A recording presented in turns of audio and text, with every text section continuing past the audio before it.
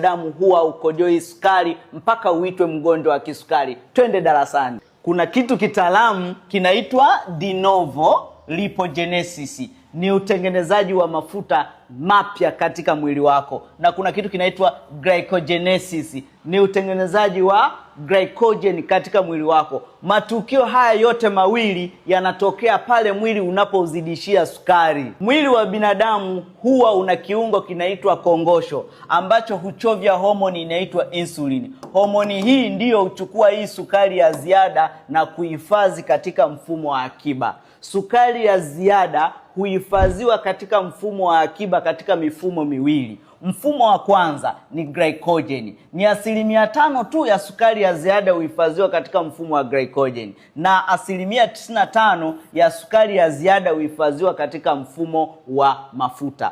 Baada ya kuhifadhi ile sukari iliyozidi katika mfumo wa glycogen na mafuta, homoni hiyo hiyo iliyohifadhi huwa inazuia pia mwili wako usiweze kutumia ile akiba. Yaani hii homoni ya insulin inahifadhi, alafu hapo hapo inakuzuia usitumie akiba. Maana yake ni kwamba hiyo homoni tunaita kitaalamu ni anabolic hormone. Ni homoni inayojenga tu na kuushikilia mwili na kuzuia mwili wako usiyafikie mafuta, usifikie glycogen. Glycogen hii hutumika kuendesha mwili masaa 3 mpaka 8 pale unapokuwa haujala kitu chochote. Na hii glycogen hubadilishwa kuwa nishati ya mwili.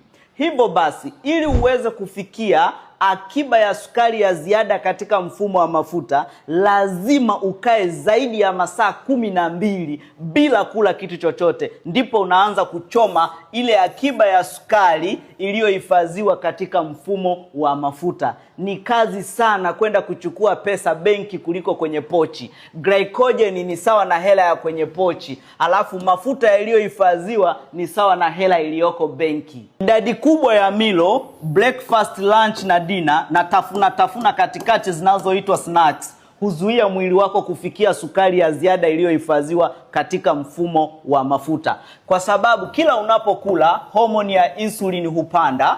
Homoni hii ndiyo inayoenda kushikilia mwili na kuzuia wewe usiyafikie yale mafuta. Kuwa na kiasi na sukari, kwa sababu sukari katika macho ni upofu. Sukari katika moyo ni maradhi ya shambulio la moyo na shinikizo la juu la damu. Sukari katika figo zinakufa, unaenda kwenye dialysis. Sukari katika mfumo wa mmeng'enyo wa chakula ni madonda ya tumbo yasiyokoma. Sukari katika joint ndio osteoarthritis. Sukari katika ngozi ndio pumu ya ngozi na machunusi yasiyoisha. Sukari katika ini ndi ini lenye mafuta na kansa ya ini. Sukari katika mapafu ni pumu ya kifua. Sukari katika ubongo ni kiharusi. Jitahidi kuwa na kiasi na sukari. Share na watu wengi zaidi hii elimu wapate kujifunza.